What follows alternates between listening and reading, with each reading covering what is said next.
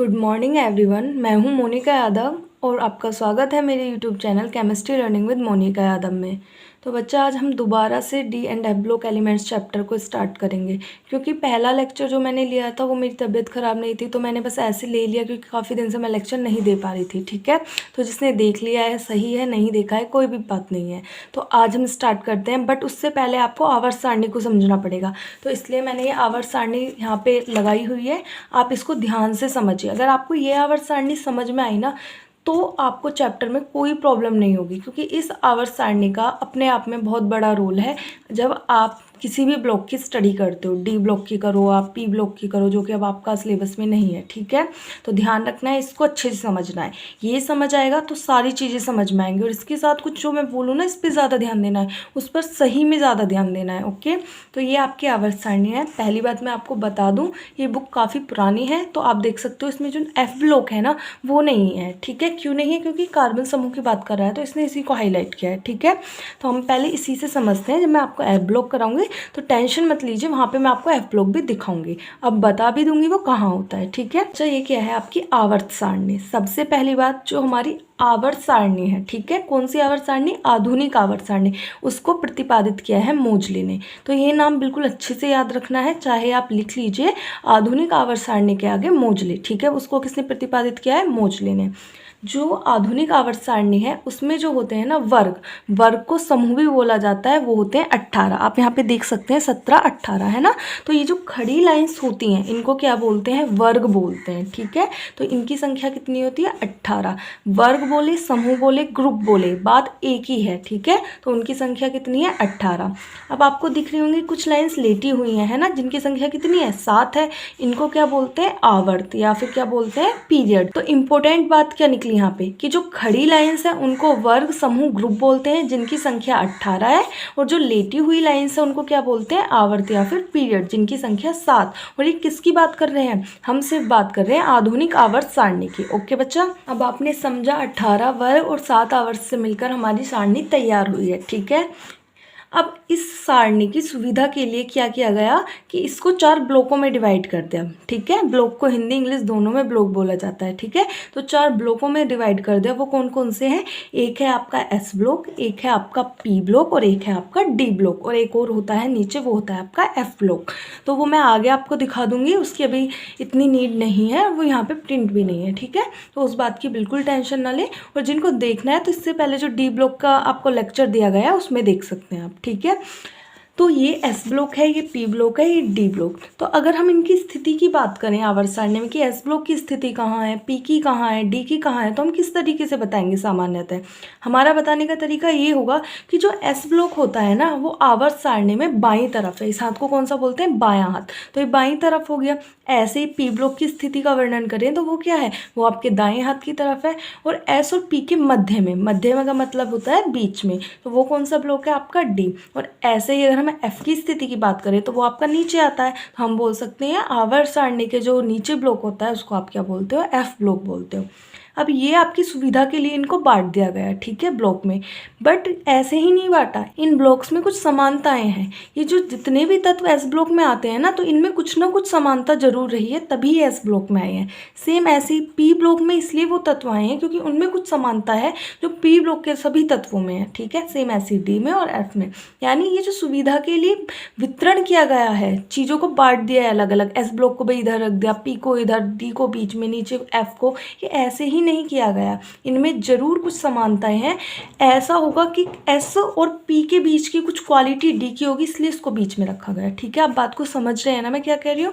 कहने का मतलब ये है, किसी को किधर ऐसे ही उठका पटकी नहीं की है, उसको सही से संयोजित किया गया है, तभी आप इसको सारणी बोल रहे हो। ठीक है, जो आपकी बहुत काम किया। तो इतना क्लियर हुआ बच्चा? तो ये एस है, ये पी है, ये डी है, और इनके नीचे होता है आपका एफ ब्लॉक। ओके, तो ये जो एस ब्लॉक है ना, इसमें 2 वर्ग हैं। कितने वर्ग हैं? 2 वर्ग हैं, आप देख सकते हो, फर्स्ट एंड सेकेंड। सेम ऐसी पी ब्लॉक है, इसमें वर्ग 13 से लेके वर्ग 18 तक के तत्व हैं। ये आपका डी ब्लॉक है, इसमें वर्ग 3 से लेके वर्ग 12 तक के तत्व हैं।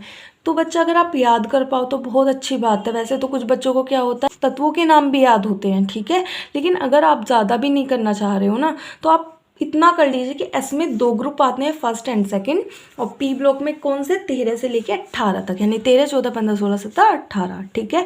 ऐसे आपको डी में याद करना है 3 से लेके 12। और जो बच्चे ज़्यादा ही कामचोर हैं, जिन्हें कुछ करना ही नहीं है, तो वो डी ब्लॉक का जरूर याद कर ले, क्योंकि इसके बिना काम नहीं चलेगा, इस सिलेबस में है, ठीक है। अगर आप सारा याद नहीं कर सकते हो तो बस इतना याद कर लीजिए, डी ब्लॉक कहाँ से है, वर्ग 3 से लेके वर्ग 12 तक। जब मैं पढ़ाऊंगी ना ये सारी बातें काम आएंगी, ठीक है। तो इसलिए अभी साथ साथ याद कर लीजिए, वर्ग 3 से लेके वर्ग 12 तक, ओके। इसमें आपको ये वर्ग दिखाई दे रहे हैं, ठीक है, जो 3 से लेके 12 तक हैं, ठीक है। लेकिन आपको 4 ये लेटी हुई लाइंस भी दिख रही है ना।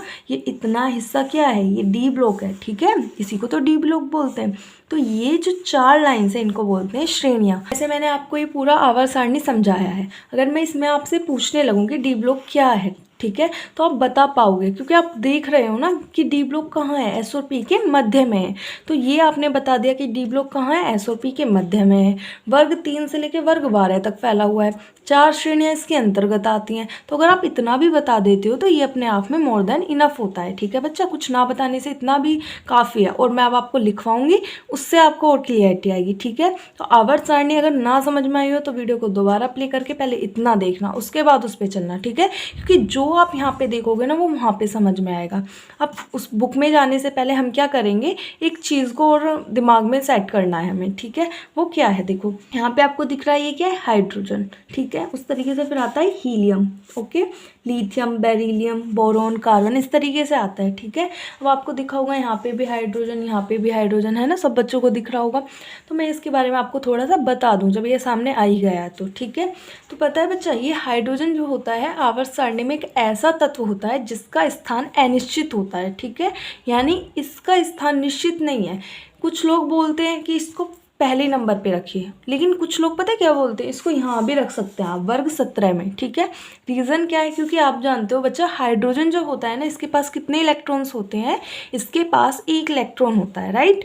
अब आप जानते हो कि कोई भी तत्व क्या चाहता है, मेरा जो बाहर वाला कोश है ना उसमें 8 इलेक्ट्रॉन हो, राइट, तभी वो स्थायी होता है। बट जिसके में 1 होता है ना, तो वो 2 ही चाहता है, 8 नहीं चाहता, ठीक है।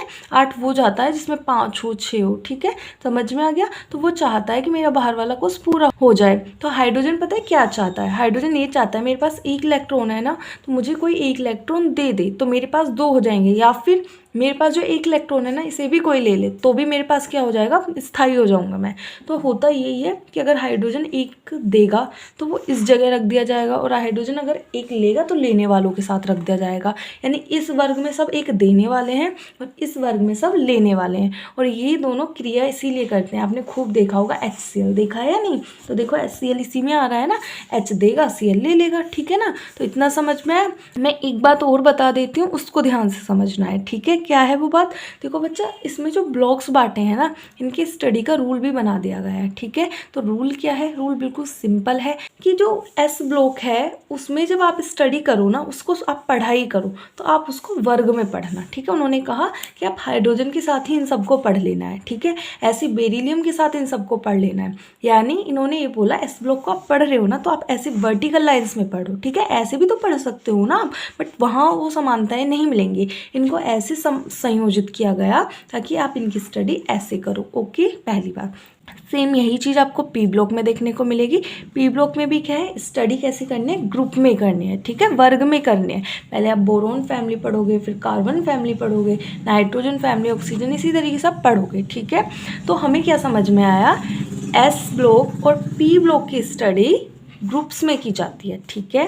अब आता है 2 ब्लॉक, एक डी और एक एफ। तो एफ आपका नहीं है, उसका भी मैं आपको बता दूंगी। जो डी और एफ है इनकी स्टडी आप किस में करते हो, आवर्त में करते हो, ठीक है बच्चा, ध्यान देना है। एस और पी को कैसे बताया गया कि आप ऐसे स्टडी कीजिए, और डी की स्टडी आपको ऐसे करनी है। यानी 4 श्रेणियां पढ़नी है आपको कुल, एक स्कैंडियम, एक इट्रियम, एक लैंथेनम, एक actinium, okay. Same F block में भी 2 श्रेणियां होती है, तो आपको 2 श्रेणियां पढ़नी है, ठीक है। आपको क्लियर हो रहा है मैं क्या कह रही हूँ। देखो मैं एक बार फिर से समझाती हूँ, आप ऐसे भी तो पढ़ाई कर सकते हो या नहीं कर सकते, कर सकते हो ना। इनको पहले वर्ग 3 पढ़ लीजिए, 4 पढ़ लीजिए, 5, बट वो रूल नहीं है। रूल कहता है आप ऐसे पढ़िए, इनकी समानताएं आपको ऐसे देखने को मिलेगी, ठीक है। हमने इन्हें ऐसे सजाया है कि आप ऐसे पढ़िए, ठीक है। जैसे मैं एक एग्जांपल दूं, आपने टेबल की बुक देखी है ना, 2 का पहाड़ा, 3 का पहाड़ा, 4 का पहाड़ा, 5 का पहाड़ा, तो आप ऐसे थोड़ी पढ़ते हो 2 3 4 5, नहीं पढ़ते ना। आपको जब टीचर याद करने को कहता है तो वो बताए ना, तब भी आपको बच्चों को पता होता है ऐसे याद करना है, 2 का पहाड़ा ऐसे लिखा हुआ है, बेशक वो टेबल है, ठीक है। तो सेम ऐसी ही लिखी कैसी भी हुई हो, तो वही मैं आपको बता रही हूँ, इनको ऐसे पढ़ा जाता है और इनको ऐसे पढ़ा जाता है। क्लियर है ना। तो अब चलते हैं, बस इतना समझना है आवाज़ सारणी में। थोड़ा लेंथी हो जाएगा वीडियो, बिल्कुल भी डरना नहीं है, सारी चीज़ें बिल्कुल क्लियर होंगी। बट एक बात का ध्यान रखिए, चैप्टर 50% ख़त्म हो जाएगा आज की वीडियो में, ओके। तो चलते हैं अब अपनी क्लास पे।